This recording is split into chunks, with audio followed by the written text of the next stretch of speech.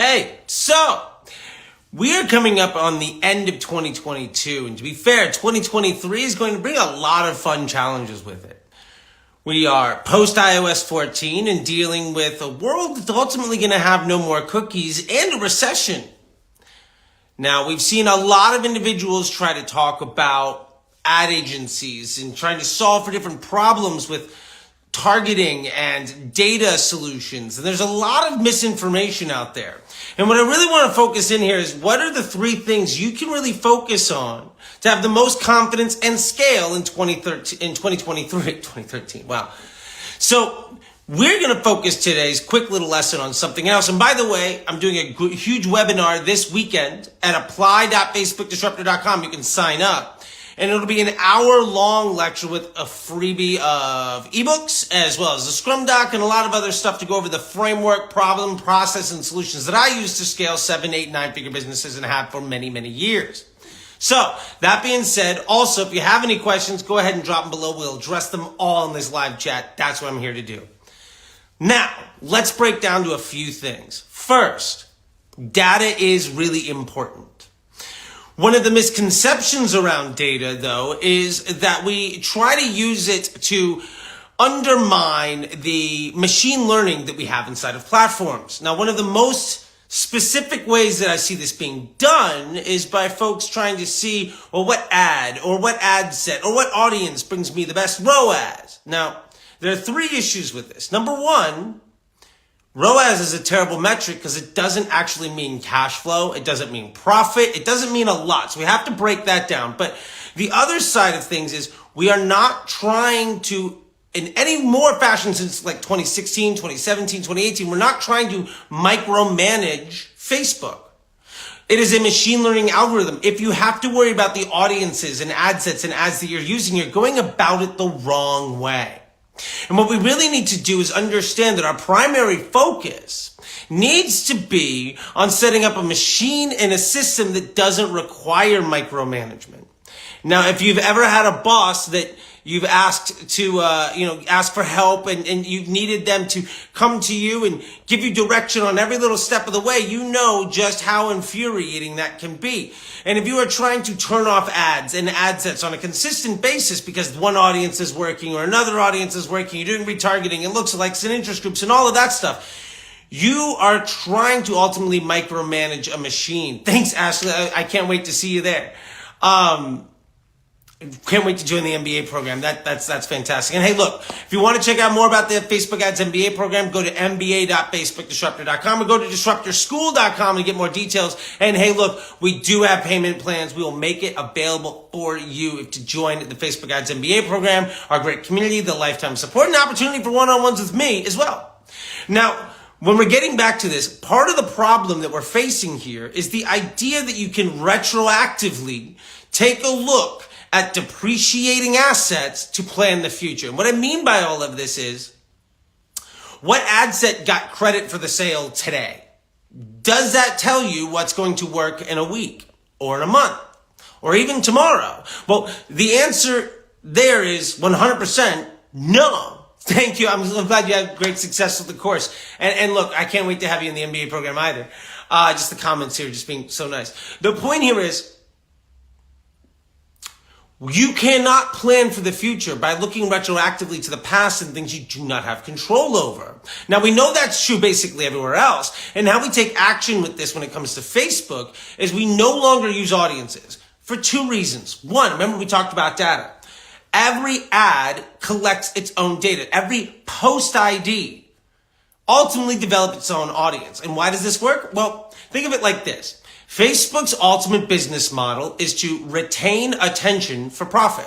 They want to keep people on the platform for as long as possible. And the way they do that is by showing people content that they want to see as often as possible.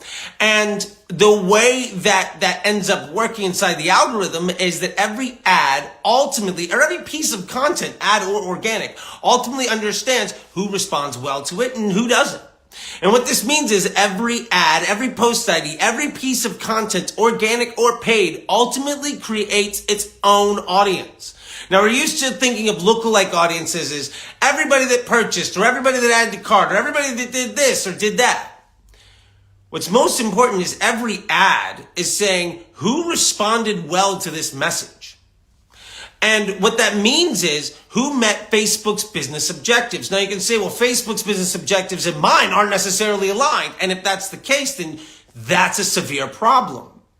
Now, ultimately what this means is every ad makes its own audience. So we don't need to use audiences to target our ads towards people because every ad is doing it. Thank you so much. Yeah, only valid source of information. Hey, look, I'm just trying to shine a light on the darkness, and thank you. And please share this with your friends if they enjoy it, if you enjoy it. And ask any questions you might have. I'd love to address them here. Now, ultimately what we're getting at here is the fundamental truth that targeting audiences on Facebook have been obsolete for years. And to another side about the data, another point from before, because remember I said there are 3 parts, the data that we're using inside the machine to make those decisions on what audience to use and all of that stuff is also heavily flawed. Because when you're making a lookalike of purchasers, that's not actually the greatest match of all the content and all the purchasers that you have because, well, we already know that there's not a 100% match rate to everybody that's ever bought from you. So it's not a holistic view. Also, interest groups don't work the way that you think they do.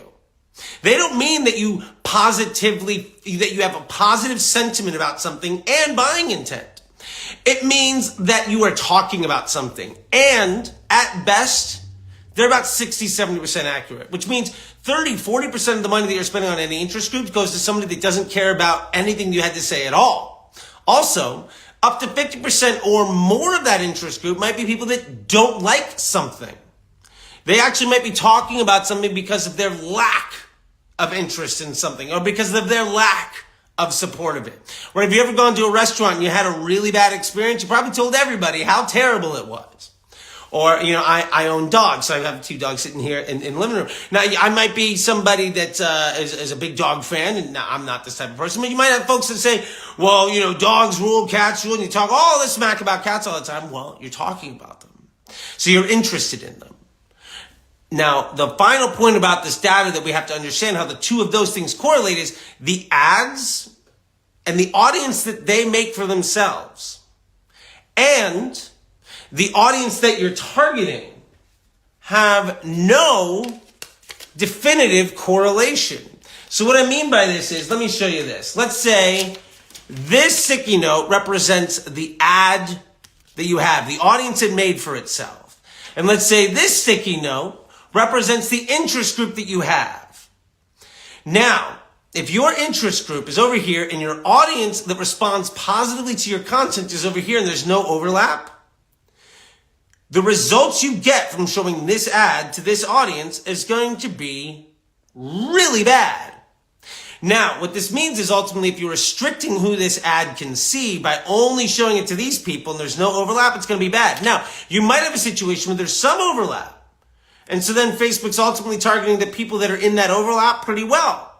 And then what happens? Your ad fatigues or your audience fatigues, which ultimately means that you run out of people for this ad to be shown to because it's only able to target these individuals in this cross-section.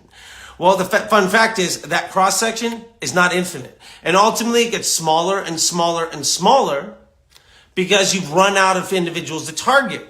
Now, while all of this is happening, you also have a bunch of other ad sets going on all over the place that are all conflicting with each other. And the sale you get today might have absolutely nothing to do with that being the right audience. It might be the impression that was served today to the right person at the right time that got him across the finish line. But let's be honest. The reason that you bought shoes today at the store isn't because that salesperson made you leave your house. It's because they're the person that said hello when you walked into the building. Is the salesperson at the car dealership the reason you bought that car? No. They're the person that held your hand for the last 10 feet of that mile-long journey. That's a very important piece for us to understand. So ultimately, instead of having the conflict of this audience being the lookalike or interest group or whatever, and then this audience being this what the ad makes for itself, if there's no overlap, it doesn't work. And if there is an overlap, it depreciates. Instead, we don't use this targeting audience at all. We let this ad exist forever. And more importantly, we have this ad, right? We can also have other ads. And say my screen here is the entire Facebook universe. Well, we can have this ad appeal to these people, and this ad can appeal to the people over here. Now, if these two ads actually appeal to the same person, what ends up happening is they can both reach the same person and retarget that individual with multiple types of messaging. This is actually the type of stuff that happens when you have a marketing funnel. Now, the biggest point that I really want to get to here is you don't need retargeting audiences, because sometimes your message to somebody might be the best first impression. But other times it's the right 10th impression because that person's sales funnel started 3 years ago and they've already been to 5 or 10 of your competitors. When I used to run New Balance back in the day when Facebook was just starting broad targeting, we did a really big case study and we found, and this was in 2018, that nearly 2/3 of our spend at broad for ads that were successful had actually been targeted towards people that were on our competitors' websites or viewing their content within the last 48 hours. And why this really matters is the last point of the data that we're going to cover today, which is ultimately something very simple. The data that you look at has to be actionable. And when you're starting to look at ROAS and you're starting to look at CPC and CTR and all of this stuff, it ultimately doesn't really help because it's not telling you what decisions to make. Now, what this also means, though, is that when you get a CPA that's super low in your retargeting audience, it doesn't mean that you didn't spend a lot of money to get somebody there. It just means that that was the ad today in that place, the amount of money you spent on that day or in that hour on that specific ad to get that sale, which is not actionable information. More importantly, that's not actionable for you when trying to make optimizations. And the more complicated this system is, the harder it is for Facebook to understand what actually generated somebody to want to take that action. Not who was the cashier when somebody was ready to check out, but what got them into the store in the first place. Which is why ultimately when we have just broad targeting with ads that are creating their own audiences, and our number one task is to stabilize Facebook on a week-over-week basis, month-over-month basis, so that we can drive the same types of people into our store. Ultimately, we can work on improving what happens after they get in, after they've clicked. What happens after they get into our store? What happens after they buy? How can we improve the conversion rate and the LTV of that customer? Now, this gets to our final point that we're going to cover right now, which is ultimately this. If you have a complex system that changes all the time, different ads, different audiences, you are attracting different types of people. Remember, this ad has an audience over here and it's talking to certain people. And this ad has this audience over here and it's talking to certain people. And you get rid of this one, you bring in another one, and you bring in another one. There's all these sorts of different ads appealing to all sorts of different types of people, all talking about different types of things. Or maybe they're all talking about the exact same thing, just in a million different ways. The point is, the types of people that your store is ultimately optimizing towards and the types of people that the machine learning is getting better and better at bringing into you is widely variant.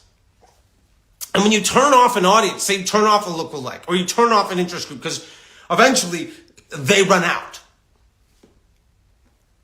Remember, when we're talking about they run out, it's this ad makes its own audience and this interest group is this size and this ad appeals to a certain number of people, but eventually that group of people gets smaller and smaller because maybe this ad appeals to certain people, but not everybody there wants to buy, right? And then also like this audience is changing all the time and this ad may get better or worse. So we have this very conflicting data. The point to all of this is, as you make more and more of these changes, the efforts you're doing as a business owner to improve your ability to monetize that attention gets far more difficult.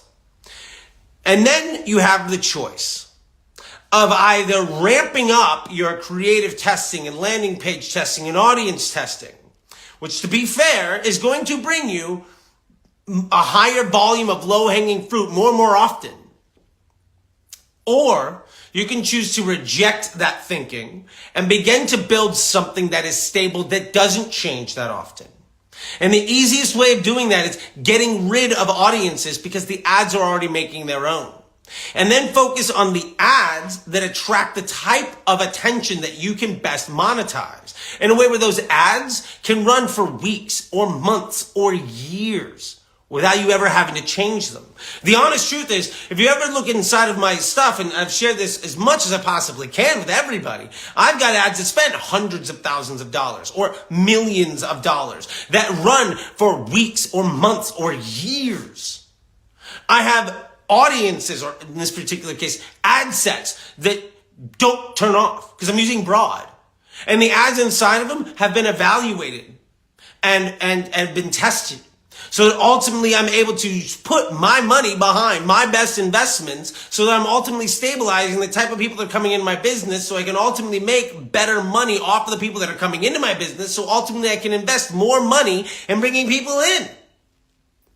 If you're not thinking about Facebook in that way, ultimately you're setting yourself up for failure. Remember, when I said, if you try to lean into more and more creative testing, more and more landing page testing, more and more audiences, you are going to get more and more short-term wins. But the biggest problem here is that it is unsustainable for you to rely on that to ultimately scale your business, for one simple reason. If you have to 5x your work to make 2 times as much money, how are you going to make 10 times as much? You can't do it. And as the system sees less and less information from the outside, right, as privacy concerns and everything else gets bigger and bigger and bigger, you can make the choice to double down on relying on even more of these outside pieces of data, like Shopify audiences and Klaviyo and all of this other stuff. But ultimately, remember, the quality of the actionability of that audience, both in the data that Facebook sees to make its own decisions in machine learning and your ability to make smart decisions to optimize it, is going to get worse and worse. Your other choice is simple.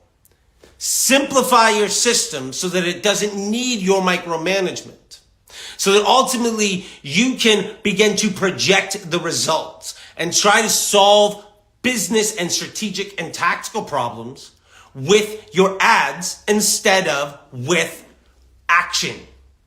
It's how the system is designed to work.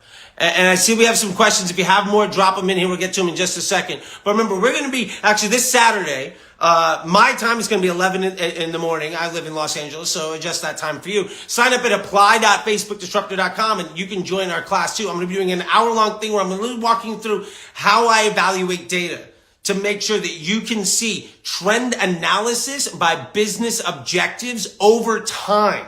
And you're actually going to, even after the webinar, you're going to get that document for free so that you can build out your own Scrum doc. It's going to be, that's worth the price of admission alone.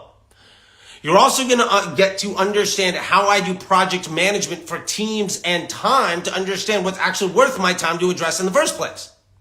And you're also ultimately going to get down to understanding how Facebook works so that you don't need to micromanage it, and instead you can stabilize it so you can focus on the rest of your business. And I'll end with this, and then we're going to take questions from everybody because I see that little button popping up here and I'm so excited. The end of the point is this.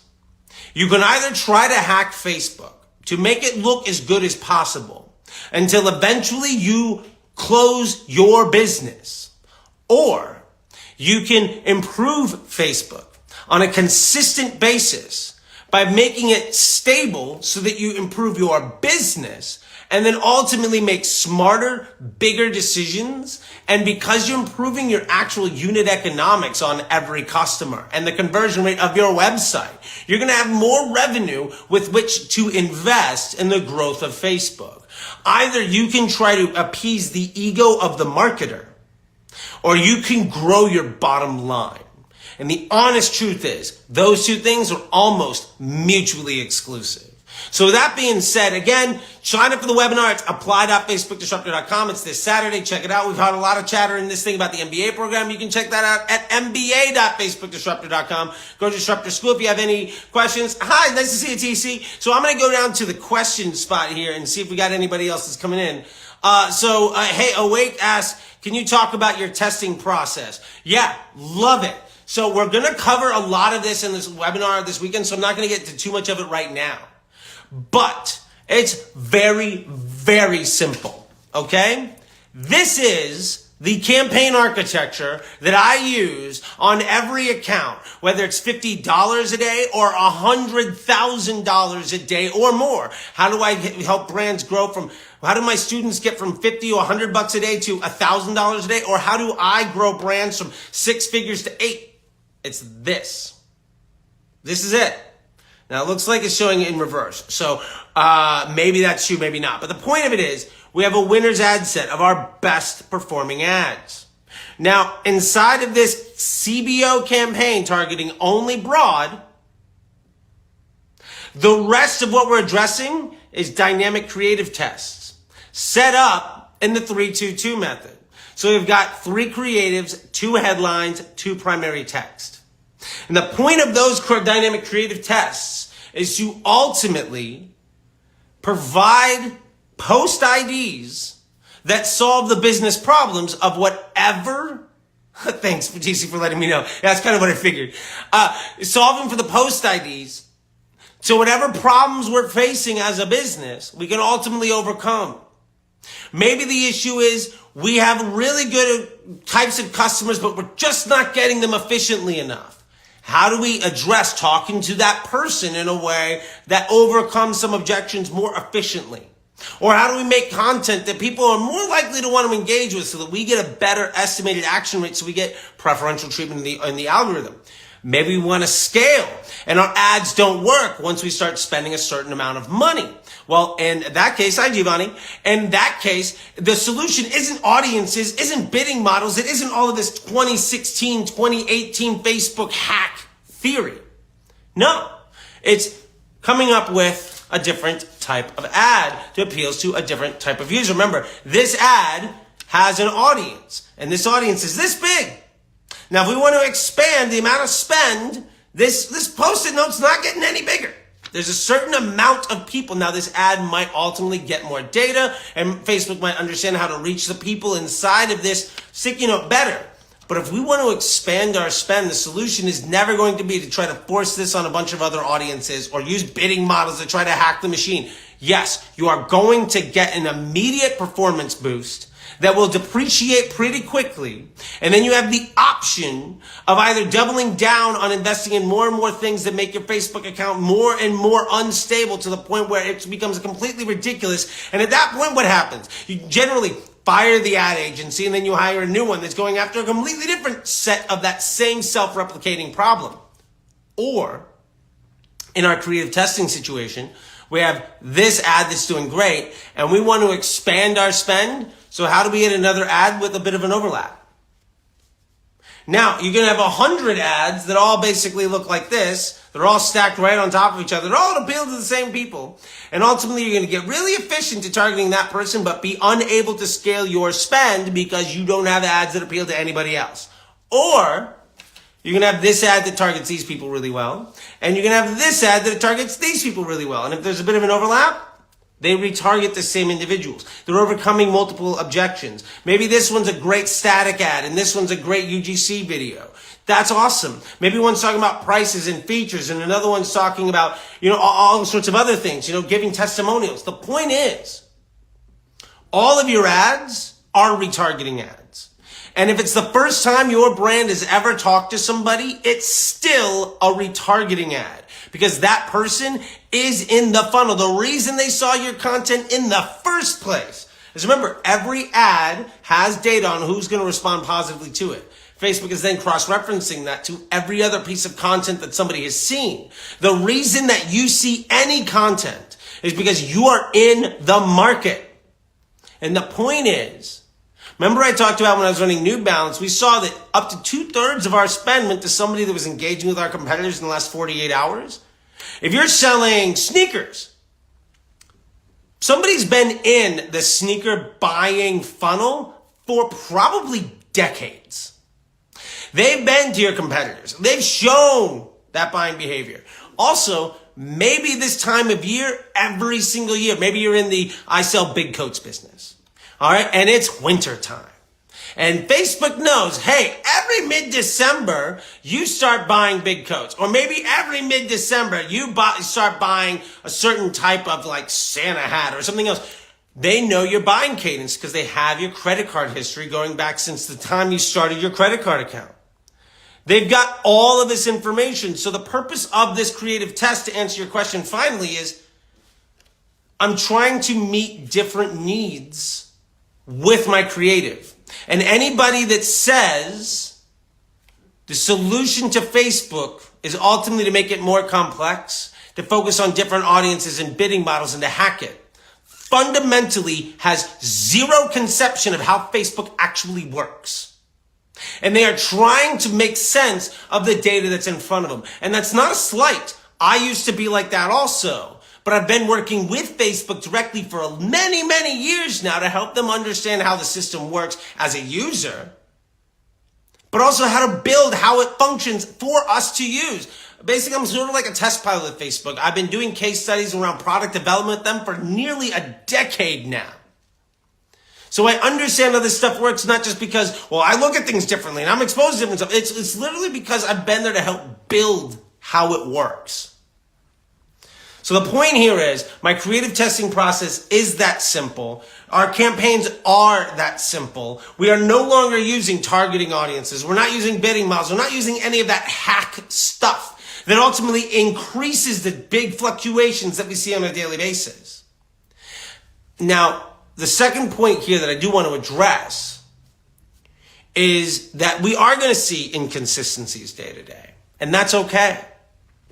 That's going to happen. Tuesday is going to be different than Wednesday, and Friday might be completely different than that. It's completely unrealistic to expect anything to behave the same day to day.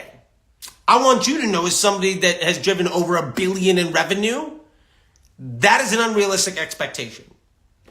And in the webinar I'm going to be teaching this week, our class, you can go to apply.facebookdisruptor.com, just happens to be your question, Dale, and how consistent are your ads on a daily basis is Dale's question. And if you don't mind asking that in the chat and the question thing, I'll pop it up here on the screen so everybody can see it. We're going to talk about the Scrum Doc. We're going to talk about the tracking and performance around trend analysis and with trend analysis on business objectives over time. And ultimately what that means is, what direction are we going week to week? What direction are we going month to month? And is this week worse than last week? Is this month better than last month? Do I care that today is terrible and yesterday was great if this month is twice as good as last month was? No. No, I don't. Why? Because that's not a problem that I need to be solving. And we can really start to address our problem solving based around what's going to make a big difference. So to bring up Dale's question, how consistent are your ads on a day-to-day basis? The honest truth is, they're all over the place. In my women's clothing business, Under Outfit was one of my businesses. And, to be fair, in January, we did 200,000. Black Friday, we did over 2.5 million over the course of that week. No, we did 2.5 million over the course of last month. Over Black Friday, just that few days, we did over $1 million. The point of this all is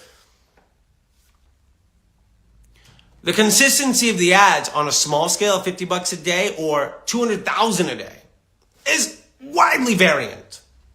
You're going to see tremendously different results on a pretty regular basis, and that's okay. Because ultimately, you're not trying to control for your ads to bring you consistent results on a daily basis. What you're trying to do is set up a machine that is stable week over week, month over month, or moving in the right direction. The trend, it gets better. And what's most important about this is the type of people that it brings into your store remains consistent. I want my buyers, the people walking into my store with a credit card potentially ready to buy, I want those people to look and feel as similarly as possible. That way I don't have to have 1 million different types of landing pages. I don't need to worry about trying to solve 1 million different types of problems. I can focus my entire Facebook ad budget on selling the one thing that I can sell the absolute best. And because I'm attracting very similar types of attention, all of my optimizations actually force multiply. They're actually getting better and better. Now, the honest truth is if you have one ad and one ad set and it's doing well and then that ad set dies off, so you kill it, and then you've got another ad someplace else, you're doing creative testing, you're doing landing page testing and all of these things, the biggest problem that you're going to face is your wins don't mean anything.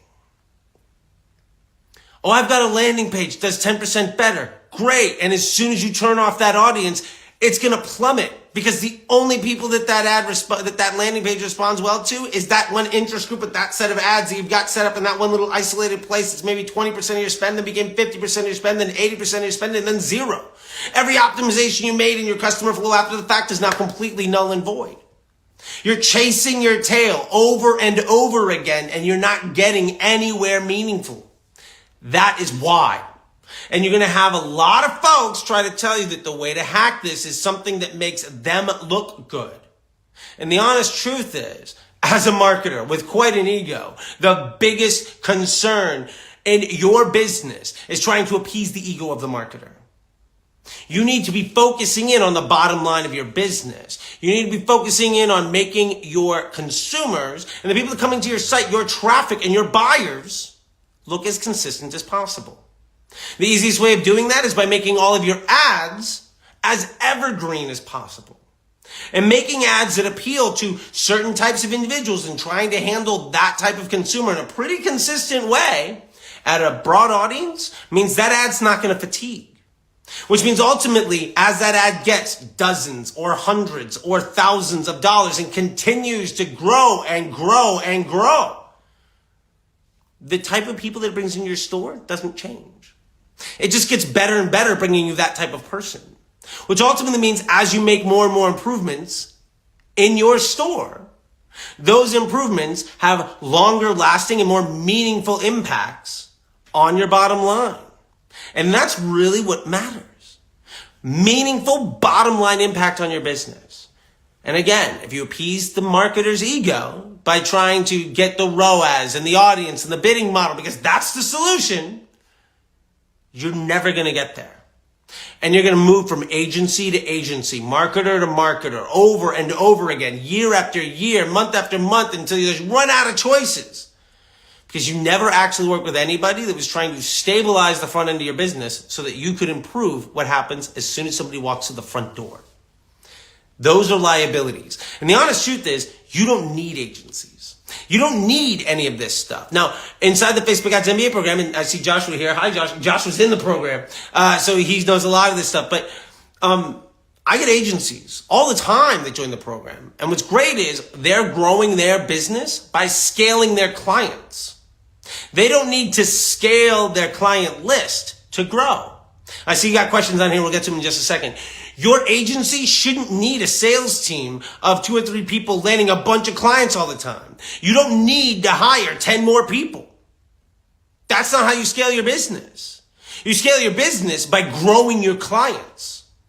If you can take your clients from 500 a day to 5,000 a day, believe me, you're going to be making more money. And the fun thing is, it doesn't require more work to do that. You actually save time and make more money by doing a better job. And that's really the bottom line here. And you do that by focusing on the bottom lines of the business instead of the ego of the marketer. And I get a lot of people inside the Facebook Ads MBA program, and a lot of people through consulting and everything else. And again, I know I'm dropping all this stuff. You can check it out. I got a class this weekend, apply.facebookdisruptor.com. You can check out the MBA program at mba.facebookdisruptor.com. And if you have any other questions, go ahead and drop them into this thing here, this little question box. I'll bring you up on screen. I know it's loading up, and I'm going to get to more of those here in just a minute. And if you want more consulting, there's consulting.facebookdisruptor.com, or you can just go to FacebookDisruptor.com and hit all the buttons. There's a million things. I'm trying to do as much as I can to help you out. And at Disruptor School, I'm actually bringing in a lot of other educators. I'm going to be bringing in consumer psychology and cash flow analysis and business development and positioning and Google, and a lot of other fun stuff is on the way. So all that being said, let's get into some more questions here, because I don't want them to stack up for too long with people not getting their questions asked or answered. Sorry. So Dale has a great question here. Do you change ad account time zone depending on the country that you're targeting? This is a great question. I also get the same answer like, do you change it depending on where the client is? Or do you change it depending on the language or any of this other stuff? And the honest truth is, no, it doesn't matter. Where is that ad ultimately getting the money you spend on that ad? Where is it getting spent in a way that meets both Facebook's business objectives and hopefully your own in a consistent and reliable way? Now, I have ad accounts that are overseas. My women's clothing business, for instance, is based in Israel.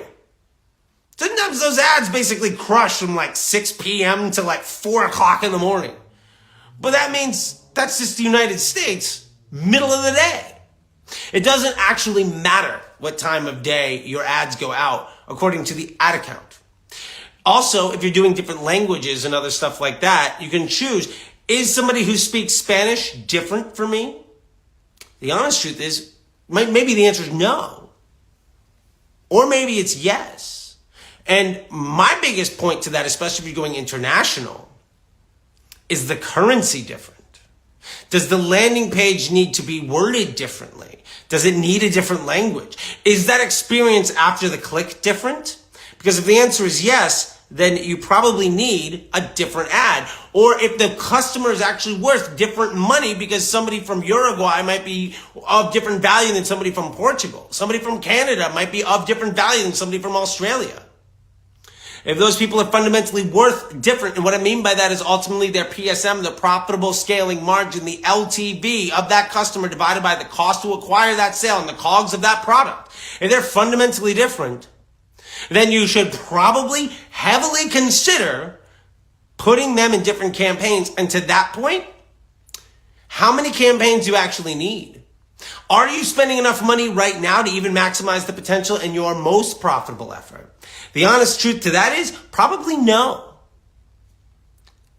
I'm going to probably spend $3 to $4 million over the next 30 days for one business.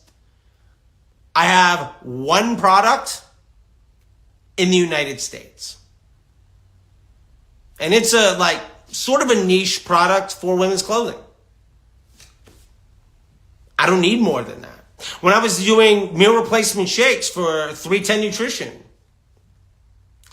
we could spend $50,000, $100,000 a day targeting just women over the age of 35 in the United States. And we sold basically two offers. A $9 trip wire offer and a buy two, get one free. That was it. And we had more headroom. Literally the only reason we didn't spend more money is we didn't have the inventory to suffice all of the orders. Grew that brand from 15 million to 100 million in 20 months.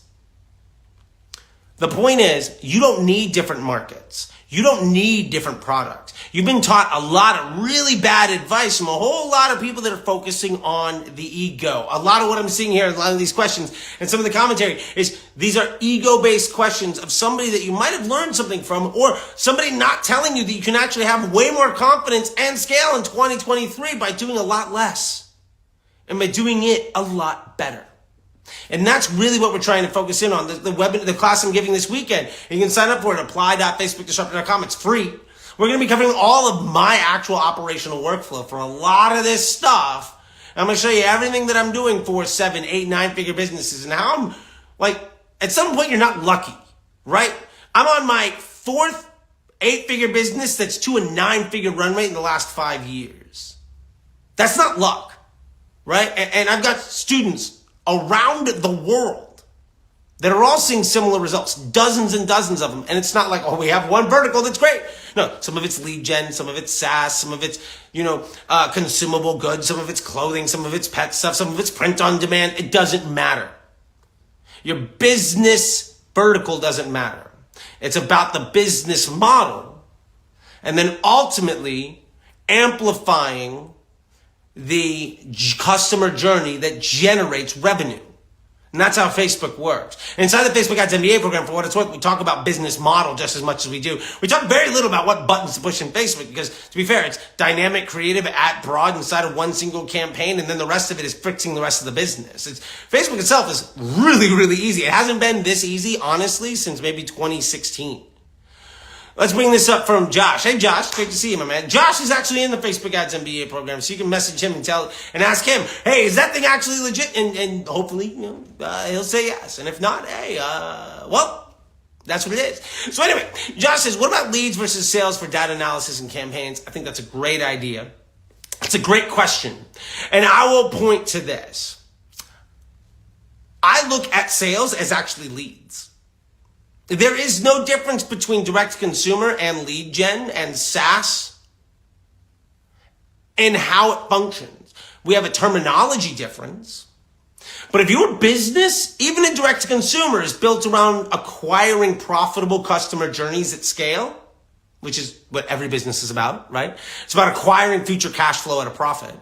And if somebody tells you different, they fundamentally don't understand how business works. Like if they say that ROAS matters, fire them immediately, sign up for the class at apply.facebookdisruptor.com and change the course of your entire future. That first sale is nothing other than a lead to future revenue. And because not every customer is worth that money, just like not every lead turns into a sale. The difference is in the vernacular. A sale, in this case, being the same thing as a lead, is just like a conversion that happens after a lead, being a customer that converts to lifetime value. So in that case, we don't actually have to change any of our architecture. We don't have to change any of our thinking. We don't have to change the way that we use Facebook at all. Because remember, Facebook is just software. Just like Excel or Canva or Grand Theft Auto. It works the same for everybody, every time, every single day. The primary differences in the way that we experience it is how we use it. So if you want to be successful, the easiest way of doing that is leaning into how it's supposed to be used. And that's why we get rid of audiences. That's why we get rid of bidding models. That's why we don't need multiple campaigns. That's why we don't even need multiple offers, honestly, to scale to 7, 8, 9-figure businesses. Yes, legitimately in a business that I'm going to 9 figures, we are approaching what should be our second or third offer. Because our primary offer got us to 50, 70,000 a day. And then we ultimately offered a rebuttal upsell to that. Instead of buying one, how about a buy 3, get 1 free? And it did so well, we actually stopped running ads to it and just put it straight on the landing page and then continued to scale because the offer was such a good match. We could leave it on the landing page and let people make the decision. Now we're trying to optimize ads to get people to take that action, and we're going to scale the business that way. And to be fair, we have so much extra cash flow in the growth of the business that we need to start maybe focusing on something else. Because getting to the $50 million a year rate means maybe we want to try to attract a second type of customer so that we can get to 100 million faster. And this is a business that 12 months ago was worth maybe $500,000. That's the type of future that you deserve. Those are the types of results that you can have. That's the confidence and scale in 2023 that you can get. And the last point I'll make is it doesn't look like we have any more questions here. And if you have one, drop it quick. The last point I want to make here is I see a lot of folks concerned about the recession and saying Facebook's getting more expensive and it's more and more difficult. Let me tell you this. None of that is true. And none of that is something that you need to be worried about. First, Facebook's actually easier and easier every single day because the machine is getting smarter and smarter every single day. Especially if you're not moving things around, the data that you get makes it more and more powerful for your bottom line every single day. What this also means is when it comes to recession, there will be probably less money spent on specific things. Totally. But if you're in direct consumer, that's an opportunity. It's not a threat. What that means is the establishment, the brands that you can buy in big box stores are going to reduce the quality. And they're going to take protection routes. They're going to offer fewer product lines. So they're going to make a lower volume of product type. at a lower quality. And what that ultimately means is there's a greater opportunity for you to steal that customer from that brand. Because you can meet those needs better in a more specialized fashion. And specialization ultimately creates market share and builds a moat for your business. As the recession happens, you don't have to worry about being less money out in the world for you to take. It's an opportunity for you to take more money from the competitor that is going to be less and less respectful of the existing customers that they have. It's a land grab. And if you approach it in the right way, when the thing flips around again, you're going to be in a fundamentally different place. If you're trying to build an 8-figure business, what you do in the next 90 days, what you do in the next 9 months, is that going to put you in a place where you're going to have to give up on your dream, or where you are going to absolutely crush the future? That's what I'm here to try to teach you to do. That's what this is all about. And if you want to know more about that, again, we've got the webinar this weekend. It's apply.facebookdisruptor.com. Sign up for it. It's free. I'm going to give you coursework. You're going to be getting my fun frameworks. I'm going to walk you through the thought process. We're going to get a whole bunch of fun stuff. It's going to be great. I'm super excited about it. I haven't done one in about 7 months. And I might not do another one for a while, but sign up for it. It's free. So check it out. Now we got a great question from Dale. And by the way, if anybody else has any questions, drop it in the questions section. And when they run out, I'm going to call it a day. I only meant for this thing to be 5 or 10 minutes, but we'll just keep going. I can talk about this stuff till I'm blue in the face because it's legitimately what I enjoy doing. So Dale asked, and hi, by the way, e-commerce dropout. I see you. I like some of your content. I'm glad that you're here. Good stuff. I dig where you're going. Thank you so much for joining us. So Dale asked, do you see a decrease in buying behavior after Black Friday? The honest truth is yes. But that comes with a caveat. Yes, I do see, hi Jordan, we do see less buying behavior after Black Friday. But we come back to, if we've used Black Friday properly, and I'm about to drop something also on Q5, that week or 10 to 15 days after Christmas and into the new year. If you use that time properly with your offer construction, when it drops back, when you see a decrease in buying behavior, it just goes back to a little bit better than it was before Black Friday. For instance, let's take my business again. Where my money's going, where my future's at, what's paying for, things. In my retirement plan, basically. My women's clothing business. Before Black Friday, we were doing 35 to 50K a day in spend. Through Black Friday, we were upwards of over $200,000 a day in spend. After Black Friday, as things crashed to earth, we're spending 60 to 100,000. The point is, when you position yourself properly during these periods to acquire higher quality customers that are worth more money, you can improve your day of revenue and your cash flow projections. Now, I've talked a lot about this, and you can go to the YouTube channel and check this out, and go to disruptorschool.com and go scroll all the way down. The blogs are in there. You're going to get a whole bunch of lessons on this stuff for free. And again, if you sign up, you can also take consulting calls, and we can talk one-on-one with each other for 15 minutes or an hour, whatever you want. Or, hey, look, join the MBA program and you get me basically forever. And I would love to have you there. But all of that being said, the point here is, because we are running ads to acquire future revenue at a profit, right? That's profitable scaling margin, right? We are acquiring profitable customer journeys at scale.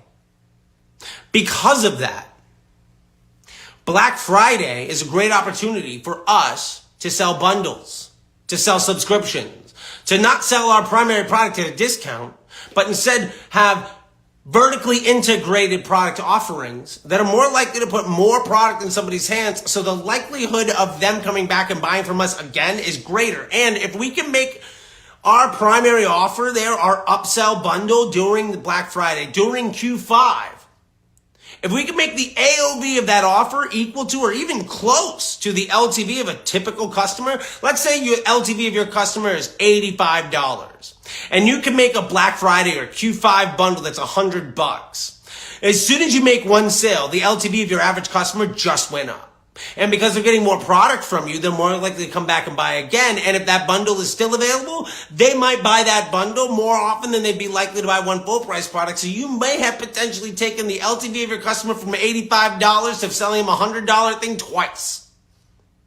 That's a 2.5x increase in the LTV of your average customer. So yes, I do see buying behavior drop off in Black Friday, and it generally drops off to 20%, 30% better than it was the day before. And that's what you should really be setting yourself up for. That's the kind of success that honestly you deserve. And that's not a lot of the stuff that I see most ego-based marketers, like most agencies and most gurus and all that other stuff talk about, because that doesn't appeal to the ROAS. It doesn't appeal to the way that they've actually defined their value. And when I try to talk to them about that stuff, a lot of them are really upset. Because ultimately I'm saying that what truly creates value isn't the thing that you've built your self-worth on. And you can take that as an opportunity to improve, or you can take that as a threat. This is your opportunity to take that as a way to improve. That's what this weekend's class is all about. Again, check it out at apply.facebookdisruptor.com. That's what the Facebook Ads MBA program is all about. And check that out at mba.facebookdisruptor.com. I'm not trying to sell all that stuff. I'm just saying, like, that's what this is all about. And if people aren't talking to you about this stuff, if they're still saying your path to success is an audience or a bidding model or launching 4 or 5 different offers, then they fundamentally misunderstand how to make this work for them. And there's a big difference as to why somebody running an agency that fails the vast majority of their clients, the vast majority of their time, versus somebody else that pretty consistently scales brands to 8, 9 figures. Why am I successful 80, 90% of the time, and most agencies fail 89% of their clients? There's a big difference. And that's what I'm trying to help you out with. Now, we got another question. Love this. Okay, so from Agitesh, let's see. Explain way to auto-scaling rules intraday and bring budget back to midnight. Okay, so if you're using automated rules to scale your accounts, and one of the things that I love is performance gate scaling. Now, there's 2 things we can cover here really quick. Auto-scaling rules intraday. If you have a lot of volume, you can say, you can go down this rabbit hole if you want to. Now, one of the things that I like to do in that case is if I know that I am doing well and I know what my peak hours might be, let's say I know that by 2 o'clock in the afternoon, I should have sold 50 things. If I'm already at 75, I can increase my spend by 5, 10, 20%. I'm okay with that. Because even if I were to spend all of that additional money, which I'm not going to because I raised my budget at noon, or in this case like 2 p.m., so it's only going to spend maybe half that budget increase. Even if I were to spend every single penny at that and got 0 more sales, I'm already above ultimately what my projected goal for that day is in revenue. Say my focus is to make $1,000 out of that campaign today, and I'm already at $1,200, and I've spent $600. I'm willing to spend another $600 more. Like, I'm okay with that margin. I'm okay with trying to do that. Because ultimately, if my focus is to get dollar for dollar to 1,000, I'm already at 12, I want to spend 12. And the more and more people I reach, the more and more the spend I'm getting, honest truth is, you're probably going to get at least maybe one other sale out of it. And it doesn't just necessarily matter about the sale today. It matters that you're also getting more people to your site. You're getting more search volume. You're getting more email volume. Because remember, Facebook ads are an amplification to your business. So if you have other things in your business that make money far more effectively than Facebook does, why not use Facebook to amplify the impact of those things? Why not run Facebook at break even? Because you know people are going to come back and buy maybe a second time, and you've got email and search and other things that the more and more you reach new individual people all the time, the more and more people those channels are going to be able to convert and sell at a much higher profit margin. That's how you should be looking at stuff. Or you can say, well, I need a 3x on Facebook or else I'm going to go out of business. That's nonsense. Like, that's just not how it works. And I'm trying to include in here also your overhead costs, your ops, and everything else, right? Your COGS, all of that stuff. That's why it's built into the PSM, right? LTV divided by the sum of CPA plus COGS. We build that in, and that's something we talk about heavily inside the Facebook Ads MBA program. There's actually a brand new course on Disruptor School that dives into all of that. I actually give you my worksheet. I walk you through how to do it so you can map out projections for the next 2, 3, 4, 5 months. I think I get out to giving an example of projections for 37 weeks into the future or something like crazy like that, and how you can be pretty accurate, or if anything, underselling what your potential is. So the point of all of that is you can do that intraday. And then one of the things that I do is just say, I will put into that campaign, the name of that campaign, what my budget is supposed to be. So let's say my budget is supposed to be $100 or $10,000, or in my case, sometimes $50,000 or $100,000. Put that in the actual name of the campaign. And then at midnight, we say reduce budget by 99% with a minimum being, say, $1,000. And that rule only fires when a campaign name contains $1,000 daily budget. So if the campaign name contains $1,000 daily budget, and any campaign that has that in the name is set to at midnight, like $1,200, $1,500, $10,000, whatever, it's going to reduce the budget by 99% until it hits that number. So it's going to immediately go from $1,200, $1,500, $20,000 back down to $1,000 at midnight. And it'll do that 100% of the time. And it's not anything that you need to actually micromanage on a daily basis. This is something that can just be done for you in an automated way. If you're not automating your work, you're working way too hard. Now, would I actually be that aggressive in situations? Probably not. But I'm giving the hyperbolic example so that you can take $1,000 budget and make it $1,100 and then reset it, go for that all you want.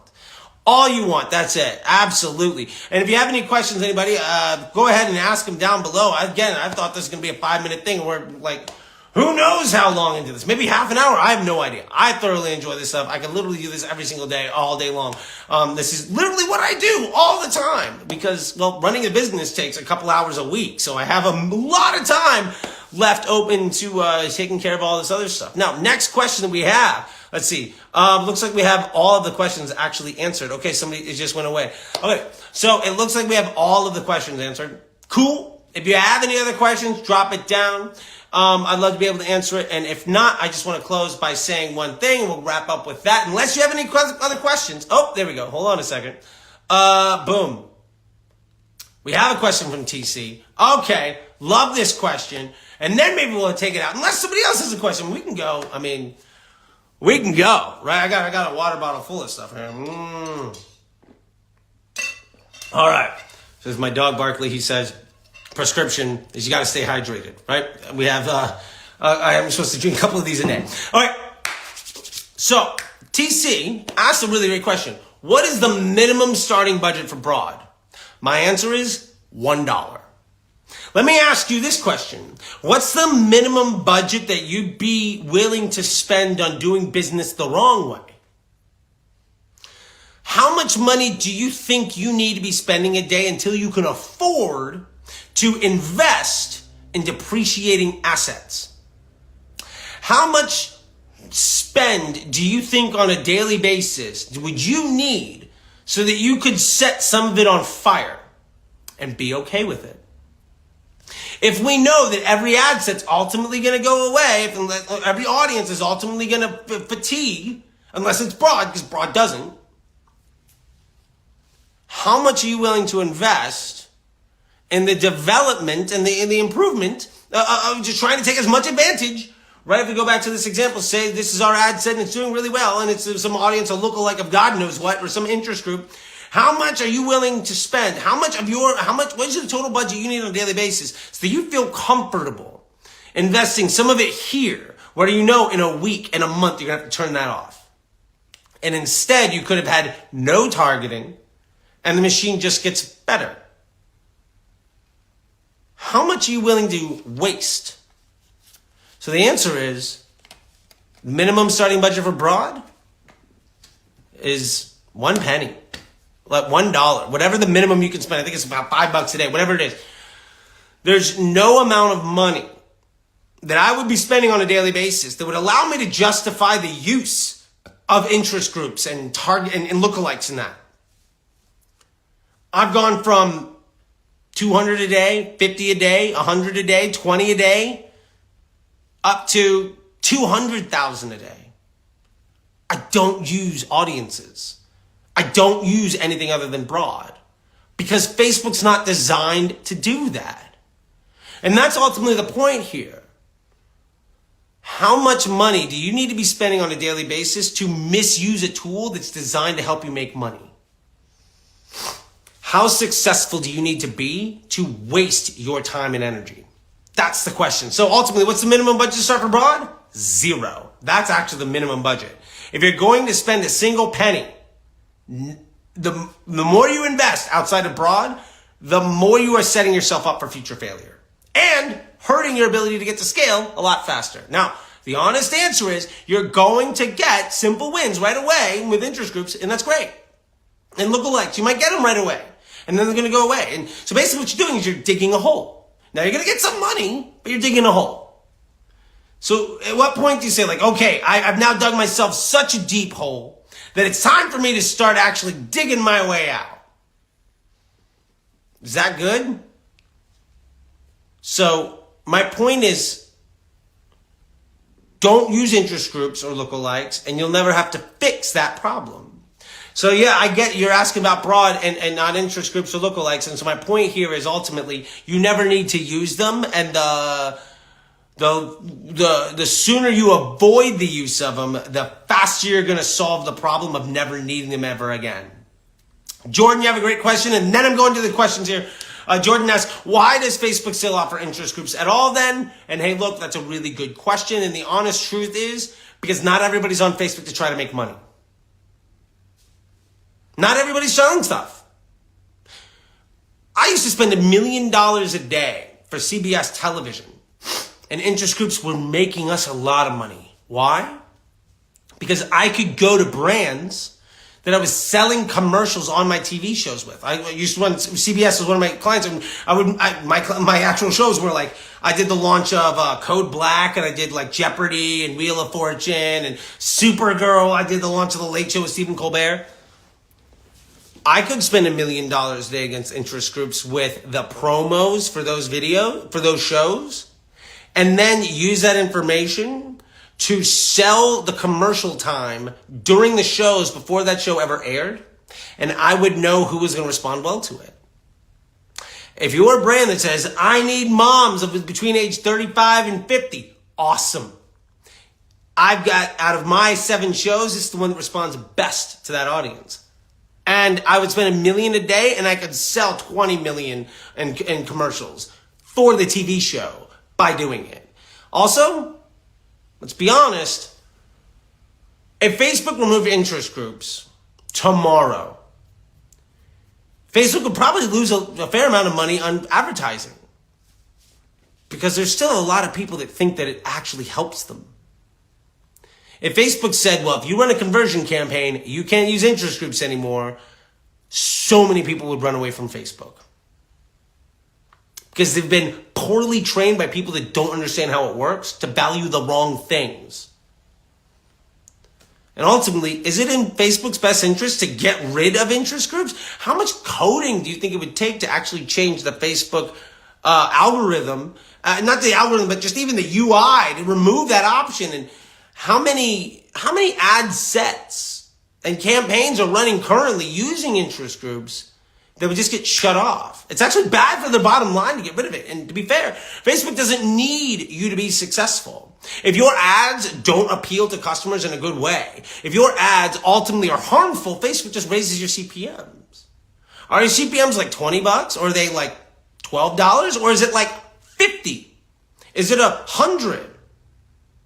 Well, part of the reason it's that high is because your ads aren't targeting towards people. You are causing more harm to the user experience than your competitors.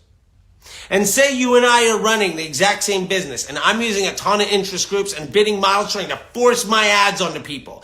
And you use broad with dynamic creatives to just allow the audiences, the ads to find the people that respond well to them. And you've designed those ads and done some testing to find that the people that want to buy that are the folks that we are both trying to go after.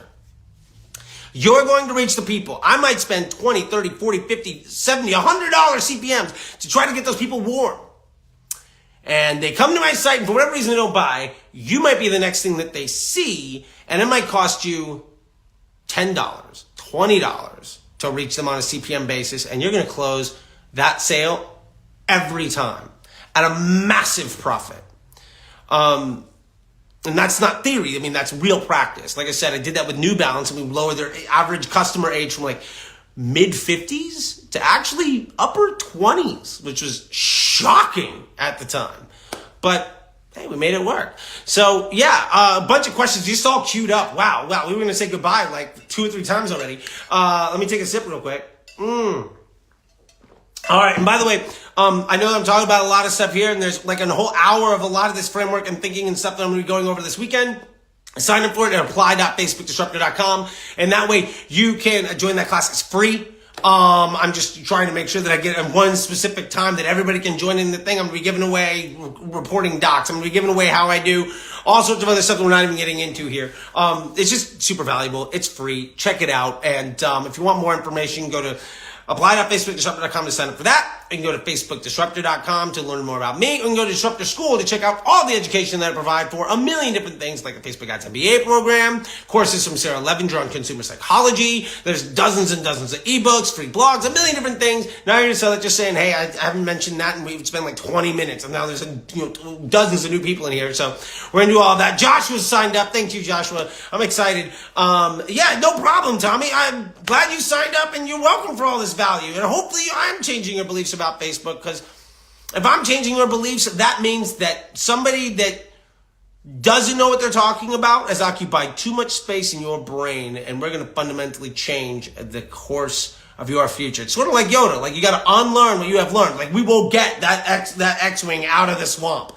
right? We're going to do that together. Okay, questions are stacking up. Let's get to it here. Okay, Joshua asked a question. Why does Facebook offer interest groups or lookalikes if they don't work? I think we already covered that, but to cover it really quickly, interest groups are there for a lot of people that have nothing to do with selling product, and it's actually really, really great market research for a lot of individuals. Also, lookalikes. Why does it offer lookalikes if they don't work? Because remember, success is defined wildly differently for a lot of different people. Like when I was helping out the Girl Scouts of America and doing a lot of their onboarding stuff, lookalikes worked tremendously well for us because we weren't actually trying to sell anything. We had a lot of other stuff going on, and we needed to kind of cut through. And to be fair, like, yes, the tech is out of date, but if they got rid of it, people would abandon the product. To be fair, like, electric cars might be objectively better than a gas car, but if you tell everybody tomorrow there's no more gas cars anywhere, people are going to like riot. Like, ultimately what people want, what's best for individuals, is very rarely what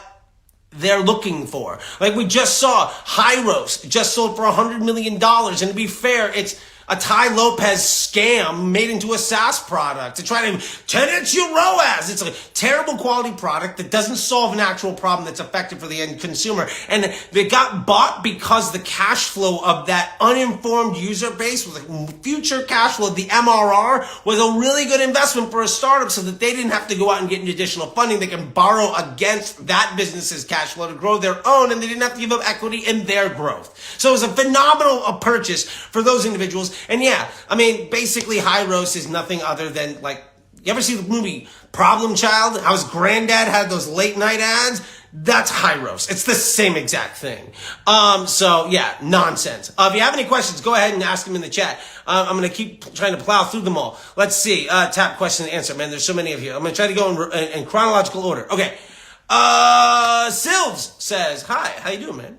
Any good reason why my DCT ad CPMs are always double what they are when I launch them as separate creatives? Yes, 2 reasons. Number 1, Facebook is trying to understand what works and what doesn't. That initially comes at a higher CPM because there's a learning curve that's going on in there. Also, what matters on your bottom line of your business is way more about the value of the data that comes in off of it. The biggest thing that I would say to you, number 1, is launch them inside of a DCT with your winning ads. Remember, we already had this lovely campaign architecture. So launch your DCTs in a CBO with your winning ads. We never use ABO in creative testing because that doesn't make any fucking sense. There's a lot of people that say you should, and they're dead wrong because we don't want every ad to get a fair shot. We want what earns spend to get it, and then to evaluate whether or not, if this thing earns spend, does it also meet my needs? If the answer is yes, great, keep going with it. If it earns spend and it doesn't meet my business objectives, get rid of it.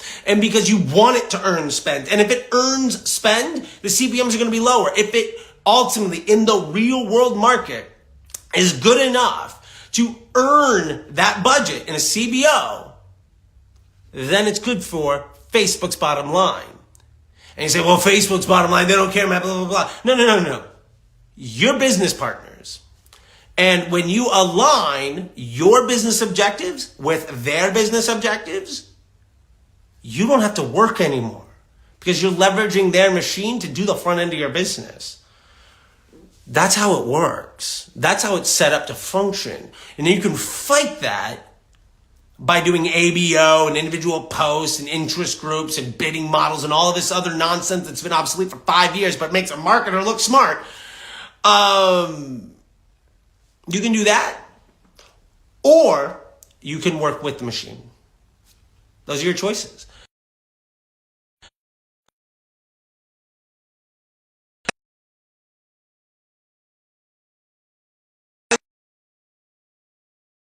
DCTs that I would highly recommend. Number one, organize them to specifically solve very specific business problems and objectives. You are either trying to acquire your current customer base more efficiently, or you're trying to reach different people. So you can either scale your efficiency or you scale your spend. Second bit of advice, we want to use the 3-2-2 method to make sure that they are as actionable as possible by reducing the overall number of variations so that Facebook delivers if they earn spend. And if so, you're able to evaluate really quickly, is this thing good for me or bad for me? Because it earns spend. People want to see it. Facebook's trying to show it over other things because it's good for the Facebook user's experience. Does that also index well against my bottom line? If the answer is no, get rid of it. Simple. Just like that. Awesome. Hopefully that helps answer your question. Ultimately, too, one last thing is I don't care about what happens in the first couple of days. My DCTs might run for a couple of weeks. Might run for longer. It all depends on where the money's coming in. Hi, Jerry. Nice to see you. All right. So anyway, again, if you have questions, go ahead and drop them in the chat. We are just having a great conversation today about confidence and scaling in 2023. And if you like any of this information and you want to know more stuff, go ahead and sign up at apply.facebookdisruptor.com. I'm running a big masterclass this weekend, which at this point might not even be as long as this live chat was. So we're going to have a lot of fun, but in that we're going to be giving away frameworks and documentation and isolation on a lot of different specific things so you can maximize your team and your time for profit. And what I do to scale 8 and 9 figure businesses, why I have an 80-90% hit rate on growing 6, 7, 8 figure businesses, and what separates the way that I work, and to be fair, most really successful marketers from the way that most ad agencies work and most marketers that fail the vast majority of their clients. Why do 90% of ad agencies fail 90% of their clients? Meanwhile, over 90% of my students scale their businesses with confidence and success by reducing their workload. We're going to cover all of that. All right, getting down to the next question here in chronological order. Okay, Ashley says, I want to start my own e-com brand. Hey, good for you. I failed before because I was doing the wrong things. Will the MBA course give me all the tools that I would need to grow and successfully? The honest truth is, Ashley, yeah, we're going to give you a lot of them. No one resource is going to give everything that you need, so I'm not going to give you a categorical 100%, of course. But here's what you're going to get inside the Facebook Ads MBA program if you want to join. Number one, you're going to get how Facebook works and the simple structures and process and frameworks to ultimately scale an idea from. We've had people join that are able to spend $50 a day. Hi, Happy, nice to see you, man. If you're spending a little bit of money to scale that business from 50 a day to 10,000 a day, that happens all the time. You're going to understand how Facebook works to amplify your business model so that you can monetize the attention you get and be far more effective and efficient at getting that attention and stabilizing what it looks and feels like so that you can improve what happens after the click. You're also going to get the creative testing process and the overall testing process for, thanks, buddy. You're a stud. Hey, no, you're a stud, buddy. I've seen those Instagram pictures. Good stuff. So you're also going to get the testing process for creative as well as landing pages and business models and offers and all that other stuff so we can really work through the team and time management that it requires for resources to ultimately scale your business effectively. On top of that, you're going to get project management tools to work if it's your own business or 20 employees. How big businesses handle all of that. You're going to get all of that on day one. Now, that sounds wildly overwhelming, and I don't think anybody would have the time to get through all of it on day one, but you have lifetime access to all that information, and it expands on a consistent basis. So you're getting that. Plus, you get the opportunity for direct support with classes with me every single week, where we go in and we deep dive into new lectures, and we have a call kind of like this, but it's every single week. And you get to join in, whether you joined a year, 2 years ago, or it's your first week inside the MBA program. And we're going to be able to dive into the solutions to your problems. That call ends when every single question on that call is answered in a place where that person feels confident with taking action to improve their business. And the third thing that you get inside the Facebook Ads MBA program, besides, again, all the curriculum, the courses, the ebooks, the textbooks, the lectures, hundreds and hundreds of overwhelming number of stuff. You also have a private community of people that have only people that have gone through the program. And what's great about that is I'm not necessarily the best person to answer every single question for every single thing inside of your business. By no means am I the right person to help you with like sourcing material or copywriting or whatever it happens to be. But if you join the MBA program, it's probably because you're really good at something. And most people in the MBA program are good at different things. And where you over-index in being really good is also where somebody else might need help. And the places where you are a little bit weaker or need more support is a place where somebody else might be their best skill. So you're joining a fellowship of people around the world that ultimately have nothing to sell anybody. And there's questions that get posted in there every single day. And those questions get answered by people around the world. Because we're all using the same system, process, framework, and workflow to use Facebook in the exact same way, whether we are lead gen or SaaS or direct to consumer, because it doesn't matter. Because remember, Facebook is software. It works the same for every person, every single day, all of the time. Right? Facebook is just like Excel or Canva or Grand Theft Auto. It works the same way for everybody all the time. It doesn't care who you are. It doesn't know who you are. So because we're solving the problems in the same way, whenever somebody has trouble, they're having trouble on step 5, right? They're having trouble with this thing. It doesn't make sense. There might be dozens of other people that came to that issue and overcame it, and you can ask them for direct support on how they solve that problem, which means you're never alone ever again. And you have lifetime access to that support. That's what the MBA program is all about. It's a mastermind group. It's, a dozen courses. It's weekly support in consulting and mentorship. Plus, there's also one-on-one links in there, so you can book my time directly. And you can open up your screen and we can talk through everything, whether it's 15 minutes or an hour. So yeah, that's what the MBA program is all about. It's literally everything that you'd want to get from places and is probably the only resource that you need to get there, not just because of the information that's in the core curriculum, but because of the community that you're joining of successful people around the world, entrepreneurs, business owners, agency owners, and marketers. So there's a lot of that in there, and I can tell you a whole bunch more about it, but go check it out at mba.facebookdisruptor.com. And I actually have a video that literally shows you behind the scenes. This is everything that you get. That's a 25-minute video. It took me that long to even show you everything. So go check that out. And yes, for what it's worth, there are payment plans for it. We can do all sorts of stuff. All right. Answering more questions. If you got a question, I see that you got some stuff. If you don't mind asking it as like the question thing down here, just so I can answer them all in the order in which they are received. Give everybody a fair shot. All right. Views on Advantage Plus campaigns. As per, it starts pretty well, but dips later. Also gives you no room. So yeah, Advantage Plus is great. It's basically Facebook's way of giving you the training wheels of using dynamic creatives at broad, if you want to. Advantage Plus makes bad marketers better. It makes it easier to do things the way that Facebook's been asking you to do it for years. Now, do I use Advantage Plus? I've tried it. I spent a couple $100,000 on it. And when I was one of like 10,000 people using it, it was super good. Now that everybody gets it, the unfair advantage that I had in the marketplace by using it versus everybody jumping in on it, well, it's gone away. And what I've really realized is, at best, it's basically Facebook just doing the kind of stuff that I've been telling people to do for years. Dynamic creatives, establish post IDs, run it broad. CBO, done. That's all Advantage Plus is. So it's a great tool, and it helps you go from D- to a C+. What I teach, it's actually a downgrade because it's designed to help the entry-level person be better. It's not designed to help the elite person improve, because the elite person's been doing this stuff already. And it's a dumber version, it's a simpler version with less opportunity than the way that we talk about doing things. So hopefully that helps. All right, next question. All right, let's see. Tommy Greenleaf, let's see what you got, buddy. Okay, let's see. Boom.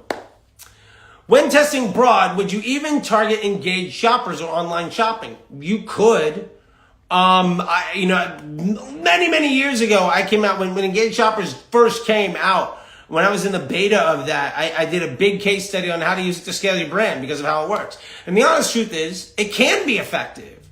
I'm not going to tell you that you shouldn't use it. What I will tell you is this. If you train the machine, because remember, every penny you spend trains the machine to work a certain way. You are teaching your employees how to do their job. If you teach your employees to require training wheels to be successful, when you take off those training wheels and they don't work, it's your fault. So my point is, maybe you're at a place where you never need your employees to not need you. And if that's the case, go ahead and use it. If you'd like to be at a place where you never need your employees to need you, and the system actually has a much greater opportunity for scale, maybe don't start with it. Maybe don't lean into it. I do like what it offers. And I do think for folks where their focus isn't to get to $1 million business, they just want to spend a couple $100 a day at a profit for their side hustle. Hey, there's nothing wrong with it. If you want to spend a couple $100,000 a day, probably not going to be what gets you where you need to be. As somebody that's taken brands from a couple hundred to a couple 100,000, I don't use it. You don't need it. It's a lot like Advantage Plus. I can take a D+ person, make him a C+. But if you want to be an A, it's not going to be a tool you use in your tool belt. Hopefully that helps. All right, let's see. We got a couple more here. Oh, all right, Hefe, here we go. There we go. Hefe says, also, currently, my email agency is generating 50+% of revenue through email. Love that. Would you say that their top needs to be stronger, or could it just be good emails? Hi, Josh. Nice to see you, buddy. Okay, so what I'm getting at here is that nice to see you, Lauren.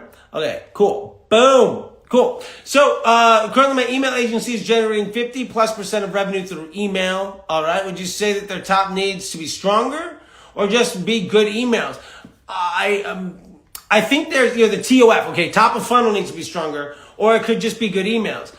I would say this, 2 things. 1, if my business model, okay, by the way, yeah, Hefe, is a boss. And I know this guy personally, great dude selves. And yeah, the getting Hefe, fucking great. I should probably not cuss in case I want to use this anywhere else. Oh well, I guess YouTube will be mad at me when I throw it up on my monetized account. Oh well. Anyway, so currently my email agency is generating 50%. So what you're saying is that 50 cents of every dollar or more for your agency comes through email. Now, I love that your email agency is that successful at email. Would you say your top of funnel needs to be better? My question to you is, how does your business model actually function? Are you interested in this point of acquiring way higher volume of customer where you can make a smaller percentage margin on each one? In which case, if your objective is growth, then yeah, I would say that expanding my top of funnel is a really good idea. And in this case, I would consider top of funnel all Facebook with 0 exclusions. You say not every client, but a couple. Love it. So if your email is doing that well and the cash flow situation for your business, for that client, is good, the way that you're going to scale your email is by investing some of your additional revenue into the growth of your business. And now there's a lot of catchphrase terminology here, but let's use one of the most popular ones, which is basically ROAS, but at a higher level. Let's look at MER, marketing efficiency ratio. Is it good to have an MER of 3 at 10,000 or an MER at 2 at 50,000? The right answer is actually going to be different for every brand. But the point is, you need to understand your cash flow and your efficiency to ultimately understand what the right move is for that business. Now, to be fair, and Josh is here, Josh crushed a ton on affiliate. Maybe that's the move for you.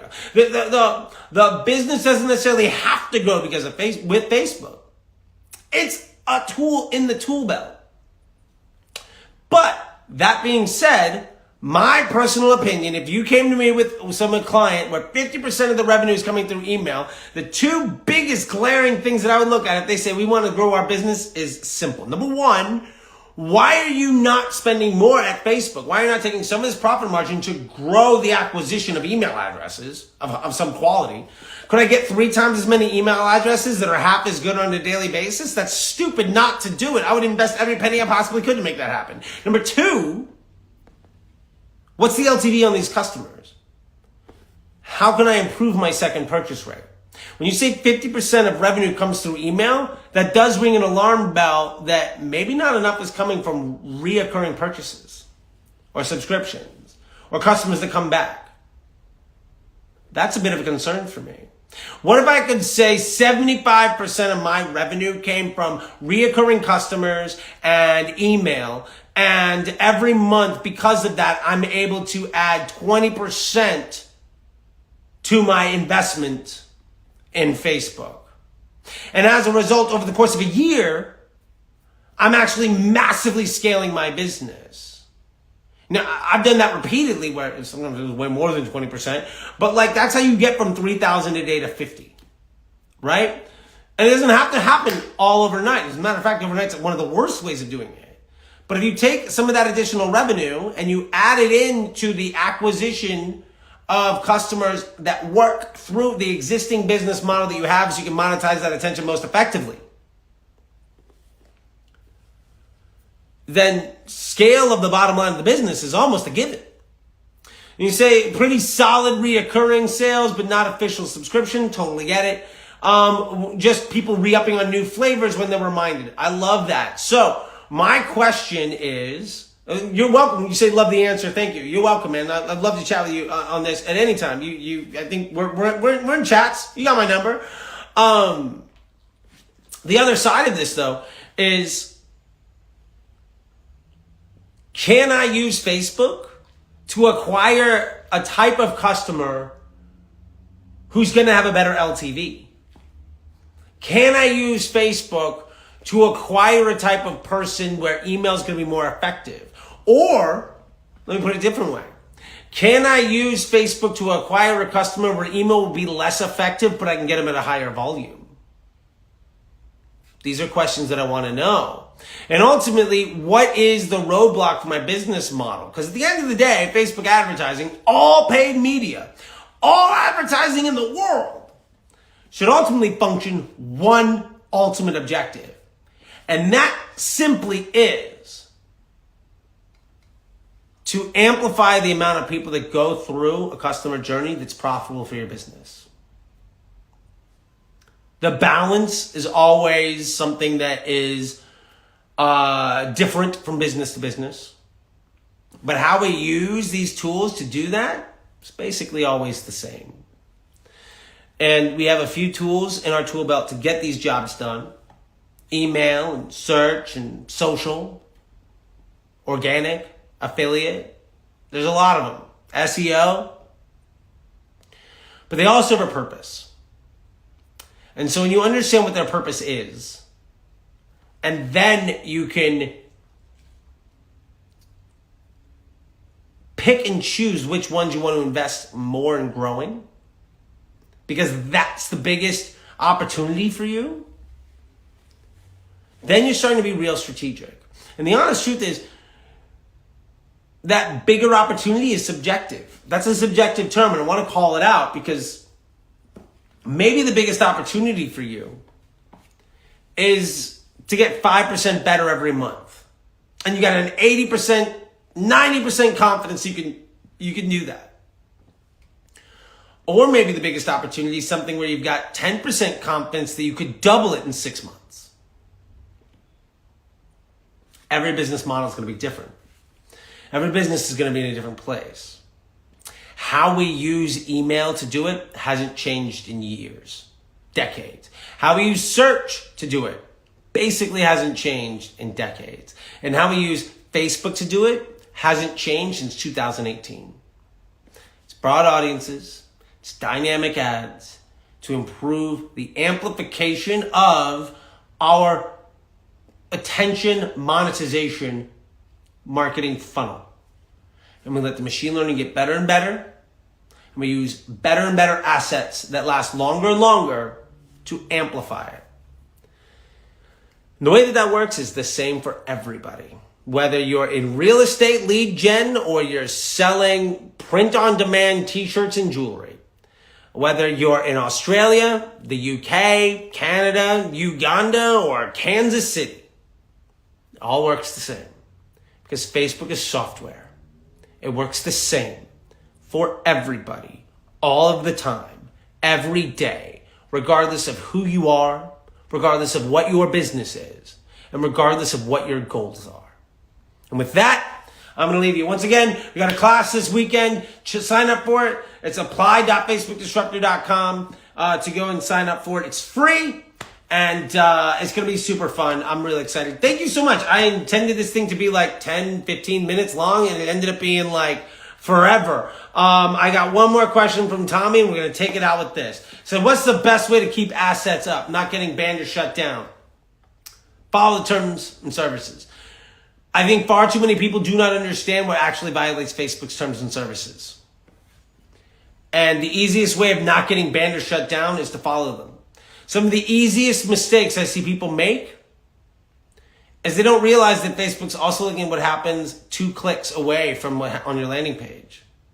And they might not have the terms and services. You might not have a terms and conditions page clickable on the landing page that people go to from Facebook. Those things right there will get you banned. So there's a lot of that stuff. And what I mean by trying to keep your assets up and by using the same things as much as possible is you can have one campaign that lasts for years. I got in a huge conversation with Ashton Shanks, and we shared it on the YouTube. You can check it out, where he was saying Facebook isn't my business partner. We're actually, they don't respect me at all. And you can't have campaigns and ad sets that'll last forever. And my response is, well, I don't know how long they've lasted. Every business where I went broad with dynamic ads, they exited. So they ran for a year or two, and then I'm no longer with that business because they were successful. I haven't seen them depreciate. He's a hunter. I'm a farmer. If you're trying to go out there and get ROAS every single day, if you're trying to get day of cash flow to stay in business, as soon as that cash flow goes away, you're dead. When you're a hunter who can't kill things every day, you're going to starve. If you're a farmer that generates future cash flow, one person can go throw some water in the ground over some silly little seeds and get hundreds of people fat on very little work. That's the way you should be setting up your Facebook. And with that, yes, I am going to leave you because this thing's been maybe an hour long. Who knows? It was a lot of fun. Dozens and dozens and dozens of people. I think we came across nearly 100 individuals on this thing that I didn't announce. I just kind of came online and said, fuck it, let's see what happens. Anyway, see y'all later. Once again, check it out. Apply.facebookdisruptor.com to sign up for the class. It's going to be great. There's a bunch of free stuff in there. If you want more information around the MBA program, because I had a couple of people ask about that, go to mba.facebookdisruptor.com. If you just want to know all the things I'm doing, go to disruptorschool.com. You got courses from me. You've got a plethora of ebooks from me. You can work with me directly, consulting calls and whatnot. Also have stuff from one of our great teachers, Sarah Levinger, has just released a great course on consumer psychology that is amazing and is different than the ones that she did with somebody else. With that being said, thank you so much for your time. I wish you the best of luck. And I hope you nothing but confidence and scale in 2023. Until next time, I'll see you on the internet.